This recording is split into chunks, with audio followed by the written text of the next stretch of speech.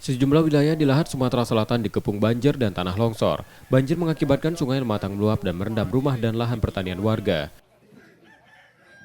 Personil TNI AD dari Kodam 0405 Lahat ikut turun ke lokasi membantu korban longsor dan banjir bandang.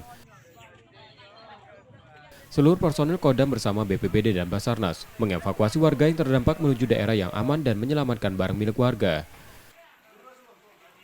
Prajurit juga mendirikan tenda-tenda darurat untuk warga yang rumahnya masih terendam air di lapangan Desa Lubuk Sepang dan Makorami Lahat. Selain Kodim Lahat, bantuan tambahan datang dari Yonif 141 AYJP serta Bekangdam 2 Sriwijaya. Laporan sementara, banjir bandang di Lahat merendam puluhan warga di Kecamatan Pulau Pinang, Kikim, dan Kecamatan Jarai. 2 meninggal dunia, sementara 1 lainnya masih dalam pencarian. Tim Liputan, Kompas TV, Lahat, Sumatera Selatan.